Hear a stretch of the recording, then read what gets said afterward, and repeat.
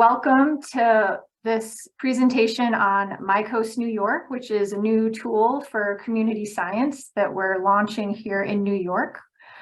Just a reminder, today's webinar is being recorded, and we're going to share the recording by email to everyone that registered for this, and it will also be posted on the New York Sea Grant YouTube page.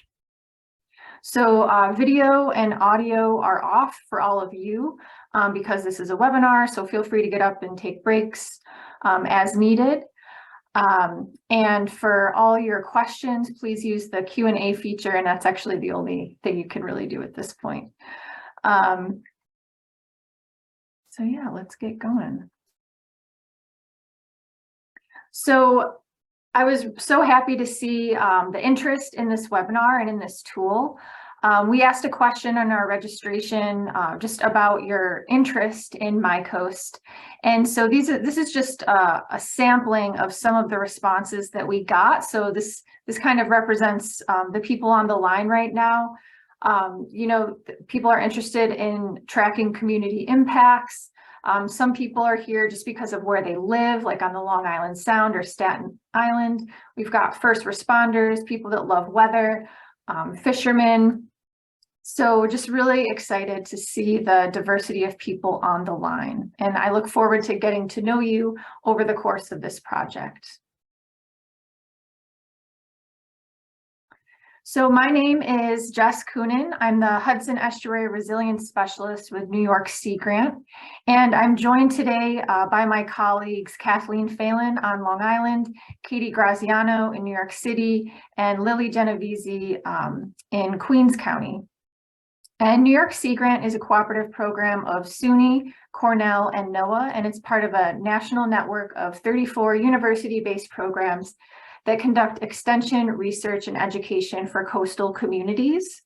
And we're also joined tonight by Rewa Fanselkar from the New York State Water Resources Institute. And that organization is a federally and state mandated institution located at Cornell University. WRI's mission is to advance water resource management and address critical water resource problems in New York State through original research and outreach. So New York Sea Grant and WRI are partnering to bring you MyCoast New York. So the plan for today is to give you some background on the MyCoast effort. We're going to explain why we think MyCoast is needed in New York. We're going to do a walkthrough of the website. We're going to give some tips for volunteers, people that want to upload photos, and then we're going to open it up for questions. So kind of setting the stage here, New York is experiencing climate change and a lot of flooding. The Northeast is getting wetter. Extreme precipitation events are happening more often, and they're getting more intense. Even in drought years, we can still get extreme precipitation events that could lead to flooding. The sea level is rising in our coastal regions. So, from the Hudson estuary down to the city to Long Island, and 1 foot over the next 30 years is expected. And then this is a really cool report by Rebuild by Design, but since 2011, which is when Hurricane Irene happened, every New York county has had at least 2 flood disasters, and 60% of counties have suffered from 5 or more disasters. So it's a huge issue, and it's, costing the state a lot of money and individuals a lot of money as well. So for me, for this project, the idea of starting a citizen science program to collect photos of flooding began in 2020 when I was talking with some Sea Grant colleagues in Massachusetts and Rhode Island and Long Island. And we decided to form a working group with other colleagues from the Northeast to research and discuss what are the best practices for these types of programs? And our focus ended up on being not just how to collect photos, but how to actually use them in climate outreach and local decision making. We learned that several programs have popped up over the past decade, and we researched what the best tools were and why some programs did well and others faded out. And we're very fortunate to have an active program operating in New York City. This is the Community Flood Watch program that serves the Jamaica Bay area, and it's run out of the Science and Resilience Institute of Jamaica Bay. So working with the Community Flood Watch program in our neighboring states, we came to the conclusion that we wanted to try MyCoast in New York to serve New Yorkers and to build programming around it.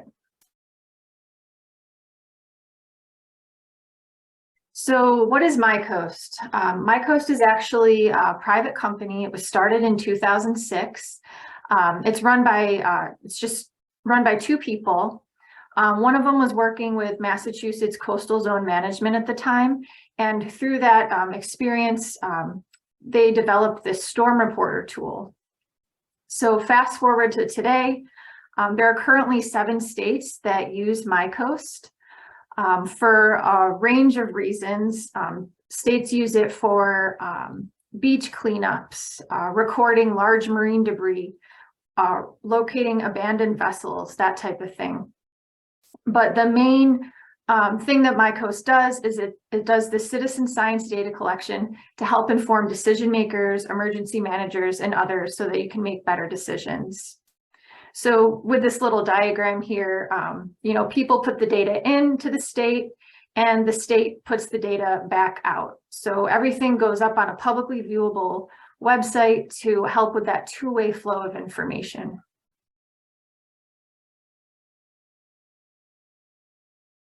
So that brings us to where we are today.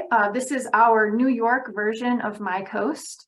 It is a public web tool that functions as a database where New Yorkers can contribute and access photo reports of flooding, shoreline change, and storm damage from throughout the state. And so the one thing I want to emphasize here is that even though MyCoast is in the name, New York is doing something a little different, and we really are promoting it throughout the entire state. It's not just for the coast. All of New York experiences flooding and hazardous weather. And so, people from Western New York, the Southern Tier, Central New York, the Adirondacks, everyone is invited to use MyCoast. So this was launched in July of this year, and we actually are running a 2-year pilot. It is a paid subscription service. So during these 2 years, we really want to understand what motivates people to use MyCoast, how are people using it, and what is the cost value benefit to New York State so that we can continue using it into the future if it makes sense. So I touched on this in the last slide, but just wanted to emphasize that New York floods, these are 3 kind of categories of flooding. We experience riverine flooding all throughout the state on our rivers, and lake flooding as well, especially up in the Great Lakes on Lake Ontario and Lake Erie, and then all of our smaller lakes as well. New Yorkers experience shallow flooding or rainfall runoff, and this is usually a result of poor drainage systems or stormwater systems that are overwhelmed. And this can happen in rural settings. It often happens alongside agricultural fields, and it can happen in urban settings as well. And then in our coastal regions that experience tides, so all the way from the Hudson Estuary up to Troy and Albany, all the way down to the city in Long Island, we experience coastal flooding in the form of high tide flooding, also known as, sunny day flooding, nuisance flooding. And then when those big tropical storms come through, these regions are at risk for storm surge as well, which can be very deadly and destructive.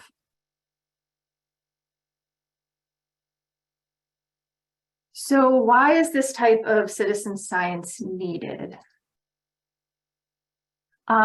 Essentially, we have a lot, even though we know all of our projections that the climate is changing, things are getting wetter, more intense precipitation, we still have some major limitations when it comes to flood risk data at the local level.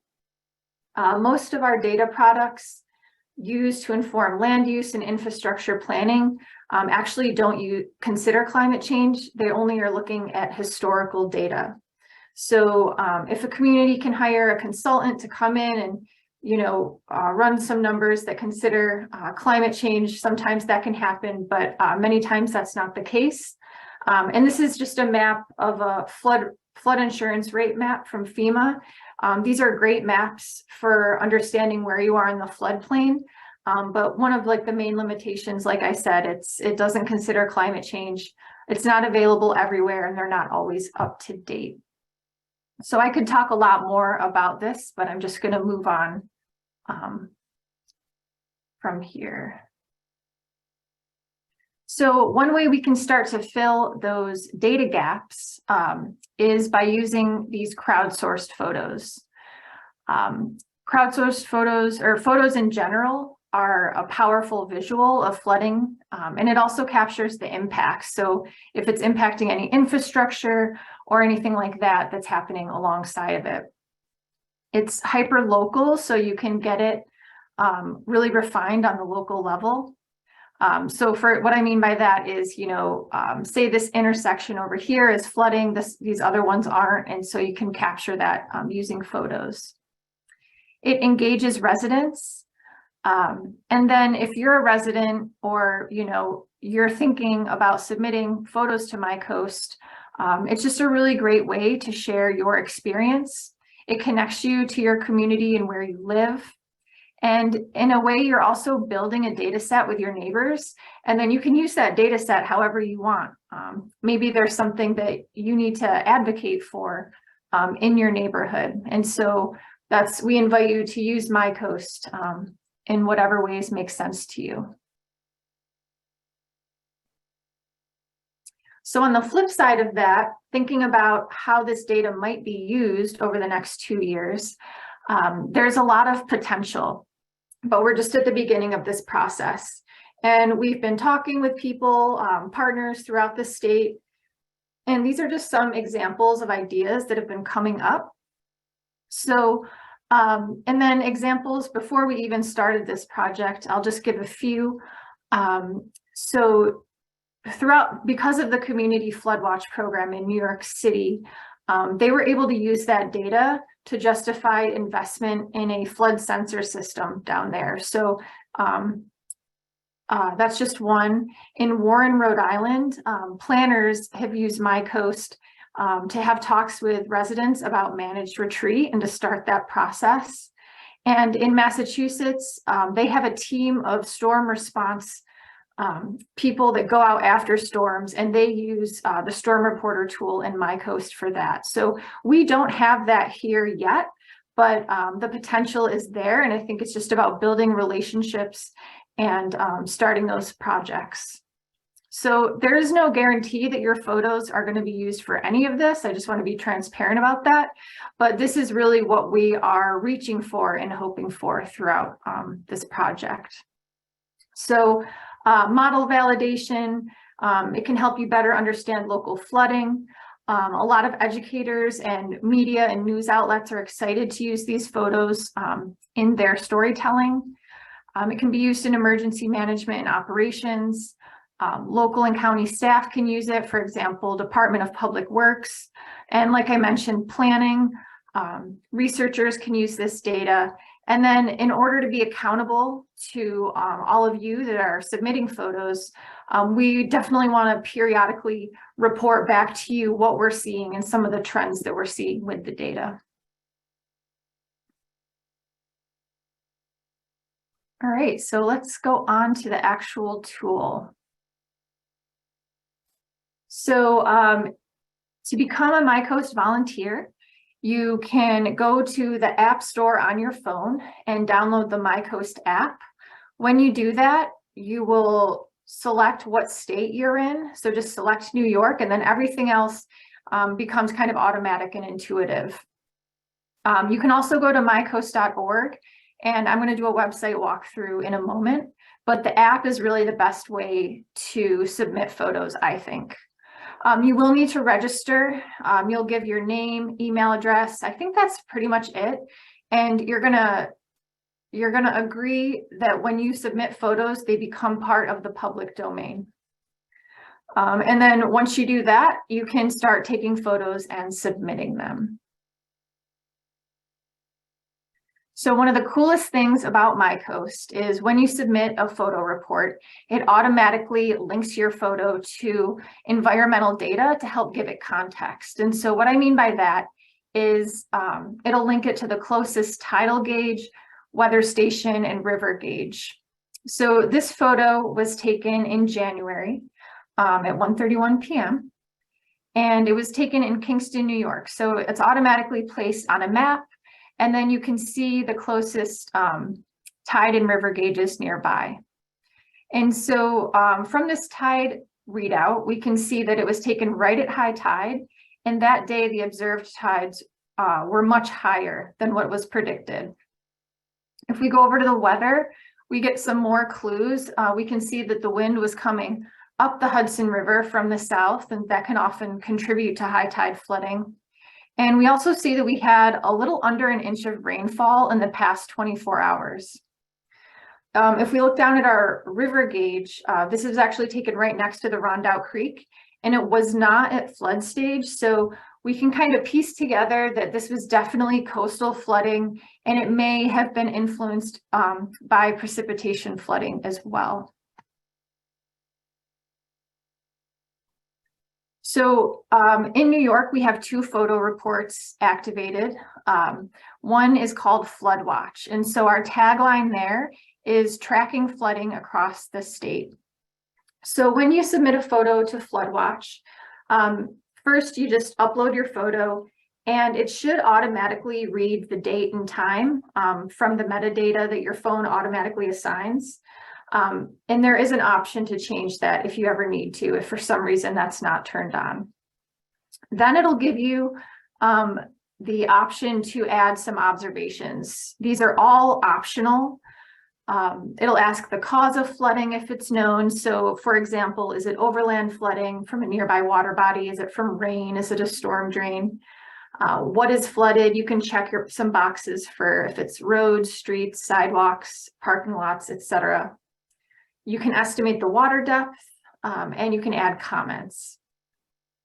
This is something that we're going to be reviewing if we need to tweak any of these questions or just remove them.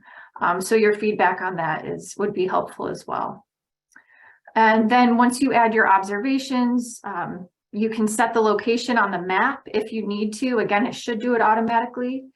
And then we also have this option to hide your name and post anonymously if you prefer that. I know some people might not feel comfortable having their name up next to a flood photo, so we do have that option. And then you can submit it. So very similar process for the storm reporter tool. The tagline there is documenting storm damage. So if it were a storm that had flooding, and you wanted to report impacts and do a flood watch report, you would go to the storm reporter tool first, and then that'll give you an option to do a flood report after that. But this one is really mostly focused on impacts.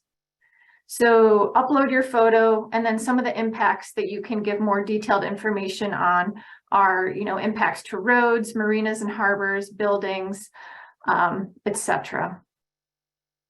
And whether there's a current response happening, and you can add comments. So this tool has the potential to be used a lot in emergency response situations, and we can add extra features to that if there's any emergency managers out there that are interested in hearing more. I will say that this photo, we've only got 1 photo so far, and this is not a great photo.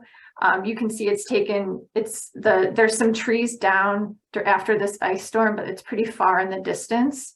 But if I were submitting this photo, I would write that under the road section, that there's some trees down blocking the road.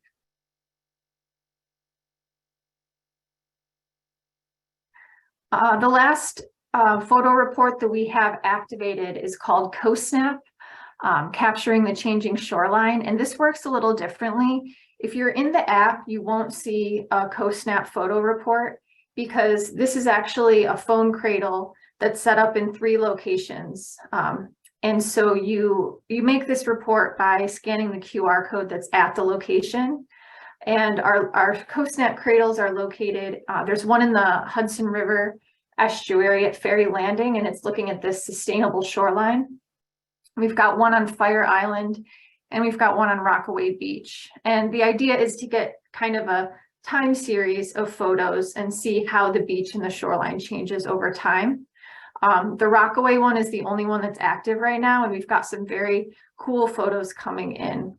And I'll show you how you can check that in a minute.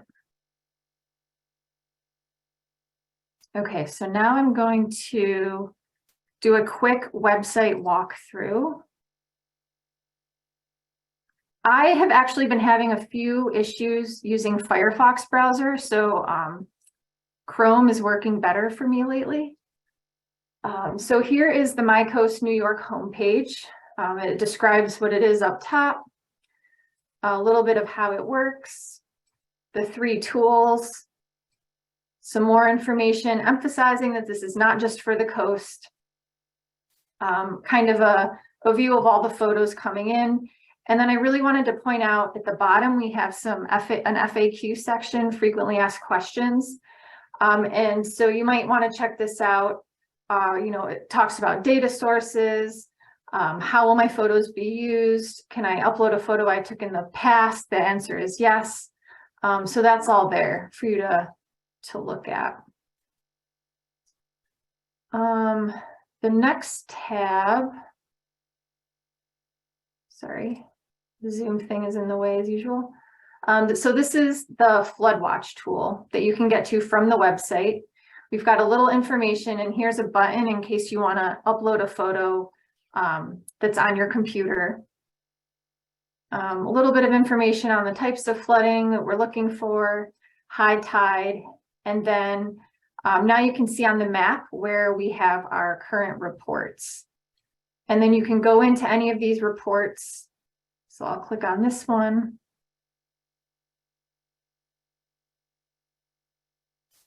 And this is what a photo report looks like in real time. So this was actually taken last year and right around high tide down near the Rockaways.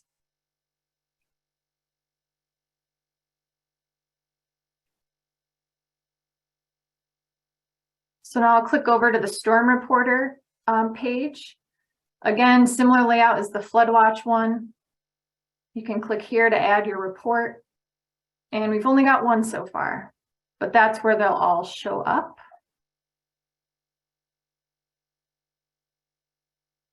This is the CoastSnap homepage, just for some more information on what that looks like. And then you can view the CoastSnap photos right here. So you can see down in the Rockaways, there has been some kind of beach construction and nourishment going on, which is kind of cool to see. And then the last thing I'm going to show you on the website is this search reports feature. This is just a way, if you want to drill down on just looking at certain photo reports. You can also search by counties and communities that are uploading photos. Flooding sources, flooding causes. And we might be modifying this a little bit as time goes on, but this is available as well. And if you ever want like a flat file, like a download of all the data in like an Excel format, just contact me and we can make that happen. So I've just got a few more slides here. Really just want to emphasize safety first. You know, there's potential to put yourself in a dangerous situation trying to get a good shot. And we just want to say, please don't do that. Our MyCoast New York volunteers are always asked to follow safety precautions advised by local authorities. Only take photos after a storm has passed and once it's safe, and never put yourself in harm's way for a good shot. But on the other hand, our colleagues in Rhode Island who have been using MyCoast for about 7 years now, they put together some tips for taking great photos in a video, and I've pulled some out here. You know, get close, because you saw that photo where I showed the downed trees and that was kind of far away. Get close, but stay safe. It's really great to include landmarks like signs to give a sense of scale. And if you're with a friend, put them in the shot because that can be like very powerful as well. And they can also give a sense of scale. They suggest photos that capture movement. So that's like, you know, water crashing or spraying up if a car is driving through. It can be a little dramatic, and it can also give an idea of, you know, the volume of water that's on the ground. And, you know, high resolution is preferred. Try to avoid zooming in on photos because it tends to get a little blurry. I want to let people know that we're actually experiencing a high tide event right now throughout the Hudson, down to Long Island, and in New York City. We have a full moon tonight, and we're like predicted high tide flooding for the next 3 days. And it's actually occurring in the afternoon. Sometimes the high tide occurs in the middle of the night lately, but it's going to be happening tomorrow afternoon around 1 p.m. where I am in Kingston. So you might check your flood tables, your timetables, and see when the high tide is, and you might head out and snap some photos for MyCoast. And then we're going to have another high tide event right at Thanksgiving on the holiday. And this is actually a spring tide, which means that the moon is the closest to the earth that it's going to be all year. So we're probably going to get some pretty major high tide flooding then. And so with that, I'll just leave it that, you know, we're opening this up. We are putting out this call for volunteers and just saying that we need your help. Community science is not possible without a community, and your efforts will advance our understanding, our forecasting, and our preparedness to future impacts from storms, sea level rise, and other climate change risks. So it would be great if you would join us in this effort. I'll reiterate one more time that MyCoast can be used inland and statewide. It's not just for the coast. And so with that, I want to say thank you for being here today. Sorry again that the chat wasn't working, but I look forward to your questions, and you can always send me an email, and I'd love to hear from you. So get in touch. And